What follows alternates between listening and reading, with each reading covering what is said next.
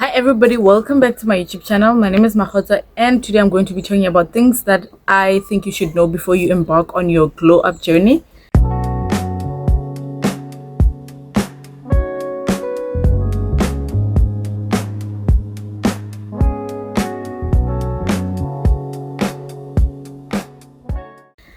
Yes, I call it a journey because it's a process. It's not something that you're gonna do in a week or a month, to be honest, because this is about a complete transformation of who you are and your habits. A glow up journey is really a check into your habits, your unhealthy habits, and how you really need to change those habits. So I've got about 10 things here, and I'm going to start with your face shape and proper hairstyles. Now, it's important for me to establish that my face is oval. However, I don't have sharp edges. Like you can see that, yes, this is the widest part of my face, and this is it narrows towards my chin. That means I don't have a round face. But when I was slimmer, I used to have an oval shape. The arches, the jaws, they become sharper when I am thinner. Then when I gain weight, I sort of like I have a soft oval to a round face. That is step number one. Before you think about hairstyles and a lot of things, check your face shape, because your face shape is going to determine if bangs or layers or hair that is just like this, goddess braids, it's not a bun, if they're going to look good on you or not, right? You really need to check your face shape. And then proper hairstyles. When you talk about hairstyles, you need to think in terms of length, volume, color, curls. What is the curl shape? You see thin curls, these curls that are not so elaborate. I have velcro rollers, and some velcro rollers can make your curl this, like the space between the curls is this thick. It's like the curl just goes like this. That is too huge. That is too much volume for some people. So when you consider hair, whether or not you want to get a bob, by the way, someone with my face shape, I should not be getting a bob that is just like at the edge of my jaw. That's some Kelly Rowland type of thing. If you look like Kelly Rowland and your face just looks like Kelly Rowland, you should be doing that, right? But if you don't have sharp jaws and you're not like her and your face is not so oblong, because those bobs, they kind of look good on oblong face people, but on some people you might need a different bob. There's different types of bobs. There's a side bob, there's a low cut bob, there's a high cut bob. You need to find out the one that looks good for you. And if you want a signature style, please make sure that it goes along with not only your face shape but also your eyes and your eyebrows. I even forgot to write this point down. You know those Cardi B eyebrows that just go like a tick? Those ones add character. If you're a very bold person, you like a lot of character, you're probably not even scared to get a dress or wear a dress that is just all glitter. Maybe that's for you. Like, it's giving diva. And if that's your energy, you can get them. Then there's those thick eyebrows. Oh my god, I hate thick eyebrows. I'm still trying to figure out my eyebrow shape, but I'll post how I do my eyebrows. And even when it comes to eyebrows, learn how to measure the eyebrows from here. You have to have a signature eyebrow that is good for you. There has to be a signature eyebrow. Just because everybody's getting dark black thick eyebrows does not mean that you should be getting dark black thick eyebrows. 2, just because everybody's eyebrow is like this.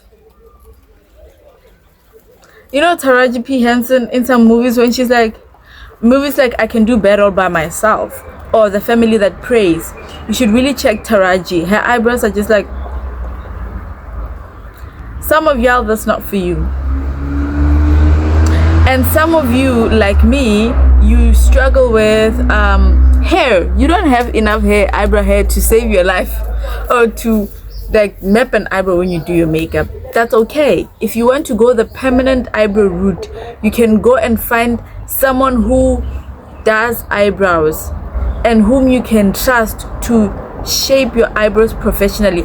I prefer that I go to black women salons, who I feel like black women or black women aesthetic places, like they could be a dermatologist, not a dermatologist, an esthetician, a cosmetologist.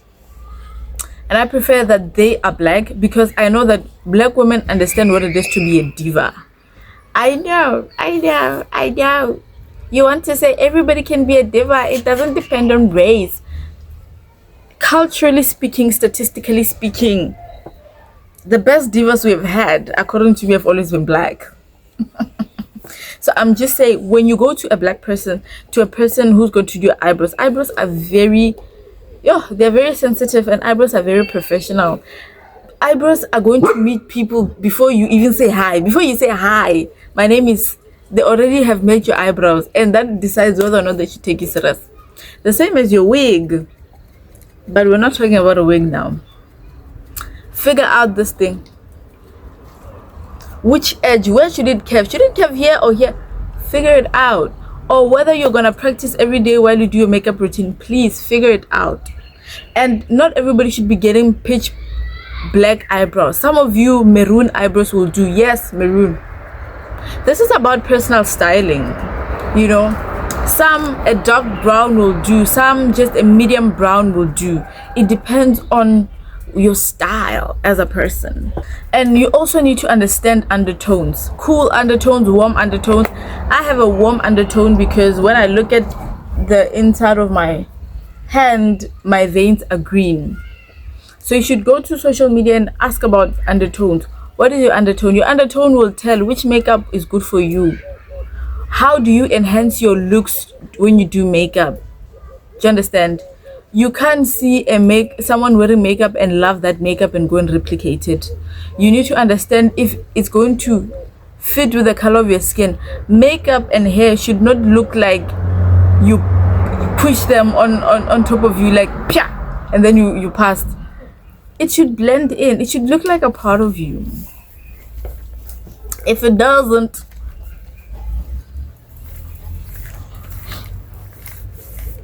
you've got a lot of work to do. Your makeup should look like it's a part of you. Never?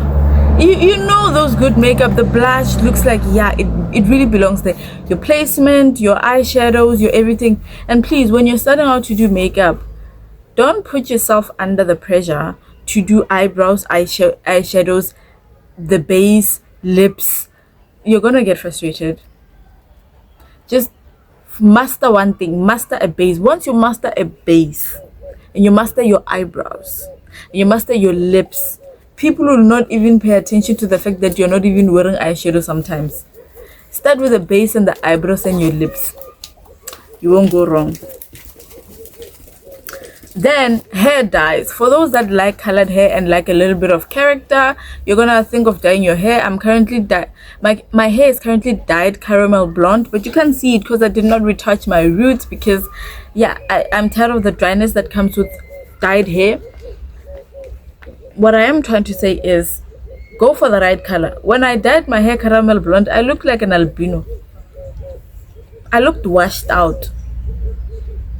Yeah, I know it's hard for you to imagine me as an albino, but I just looked washed out. I didn't like it. But maybe it's because I didn't use purple shampoo. If you want to dye your hair blonde, you're gonna have to use purple shampoo, blue shampoo to cancel out all these colors that are gonna be making you look like a Barbie doll, because that's not the point. Think about how much it's gonna cost you. Like I told you, going blonde is expensive. Whether you go blonde with a brush cut, whether you go blonde, if you go blonde with a huge afro, that's gonna be even more expensive. And when you dye your hair, be ready for your hair to fall out, nyana, because what a dye does is that it strips open your hair's ability to close some things. All I remember is that the cuticle must be closed to lock in moisture and everything. Now it can't close, it can't lock in moisture because it has to stay open to accommodate the color. So think about such things. If you hate a dry hair, dry scalp, Stay away from dye for now. Stay with your hair color, moisturize it. Check out my other video about hair products that I've rated. You can go and pick some products and try them out if your current moisture treatment routine is not pleasing. But just know a dye will do you dirty. So that's it for this video. I'm going to be bringing a part 2 in the next video because I don't want these videos to be too long. I like my videos like 10 minutes, you know. So let me just make a part 2. See you in the next video. Building a professional image comes with certain requirements, like getting a portfolio to showcase your work in the most professional way possible, or getting a business plan or a business profile, depending on what kind of an individual you are. But if you're more like a teacher, teaching English in Korea, or you're an artist and you want to show your work in a portfolio is the best pick for you. But if you're more into formalizing your business in the South African environment and you're less focused on international transactions and being a freelancer, you might want to get a business plan and a business profile that will help you to be able to showcase your work and professionalize your business. And so those things help you to seem more professional, open to more opportunities, and ready to serve the industry with your expertise. So get a portfolio, a business profile, or a business plan with us right here.